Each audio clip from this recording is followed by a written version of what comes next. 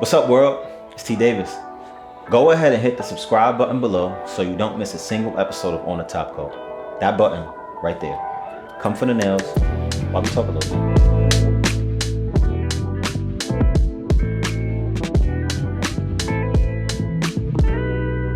Can you tell me the difference of what buildings would the HOA fees would cover all the utilities and which wouldn't? Like, does that board determine that or what? Because a lot of people don't know. They just think that I was just about to HOAs. say, I don't even think there are any right now. Really? Yeah. Wow. I don't think there are any. That's interesting. Not in New York, at least. I don't believe there are. I could be wrong, so that's why I'm gonna say think. That's interesting. Like, yeah. Wow. I haven't come across a property that does, but you know, if anybody out there does, let me know. So, I buy a condo, right? Mm-hmm. Everybody's like, we need to remodel this outside pool. I say, I don't care about the outside pool. See, that's where condos are different. Cause Yeah, what happens in this situation? so typically that building is already built. That building should have already had a pool. So it doesn't matter who came along and said that they wanted a pool. 9 times out of 10, we're not building the pool. Okay. But if they have to remodel the pool, okay, so remodel the pool. You said that you don't care. I don't care about it. I don't want it. I don't care about it. I just worry about my condo. But I'm still responsible for it. They do a vote. I was just about to say, now they do a vote, but it's going to be amongst the condo owners. Mm-hmm. And it's going to be more than likely a piece of paper. It's going to come to your house, because what is the difference between the co-ops and the condos, like I said, with the board, is going to be a piece of paper that came to your house. Now, say you just ignore that piece of paper and so do several others, then it looks like we're not remodeling that pool. Now, if we have maybe just you didn't answer and the rest of the building did, well, it looks like we're going to remodel that pool. So you And you just decided not to respond, or that you didn't want any involvement. But shit out of luck. Or that I got outvoted. yeah, and Okay. let's relive in.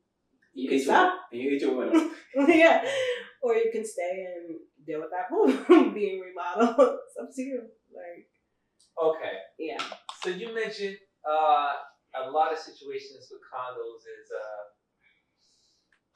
they purchase the condo, then they live somewhere else and they rent it out. Yes. And usually you have young people who want to Live the live life. city life, and they're in the condo and it's like 5 roommates. They're making it happen, right? Yeah. Which makes sense. Yes. If they need something addressed, who is the person that's who reaches out? So who's renting the condo at that time? Okay. So you don't have to talk to the owner directly. So usually I was just gonna say that. So typically what happens is we have on file who's renting. It's rarely that somebody is going to either be doing an illegal sublease or renting the condo illegally. Now, if they are, they're gonna more than likely advise you to not open the ticket with the building and hit them up so they can open the ticket for you. Now, we do have some cases where people are subleasing illegally. They reach out, and now we find out that you are either subleasing or renting illegally.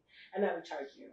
We charge you the fine for doing it, and then we charge you now all the back rents of which you should have been paying for however long that person was in that property. Yeah. Wait, That's why hold it's just on. better to be upfront that you are going to be subleasing or renting that unit. But say, for example, I own my co-op. I can't move Trevor in there without letting everybody know. Well, Trevor a little different. I can't do it. Trevor a little And different. if I do it, if I want to take the risk of doing it, I need to be prepared that when they find out, I'm going to get fined. And not only am I going to get fined, I'm going to pay for everything that Trevor has, however long he's been there, and now whatever fee for subleasing. So why would they move him in illegally?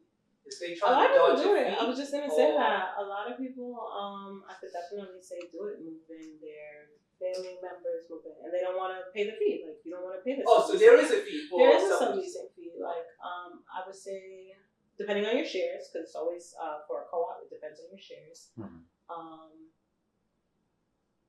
I think for a 1-bedroom, it was like, I think the sublease fee was like $6. I've seen like the 1-bedroom be $6. Oh, I've seen somebody's 1-bedroom be like about $4. Okay. Granted, now I could Trevor wouldn't see my statement that comes in the mail. I would be making sure that my statement is being mailed to Your different Florida address. Right. or wherever I'm from. So I'm going to tell Trevor to pay me however much I tell Trevor to pay me. Like that, the agreement that I have with him has nothing to do with the building. But what it does allow is for anytime something goes wrong in the apartment, instead of Trevor hitting me up, he can go talk to management directly.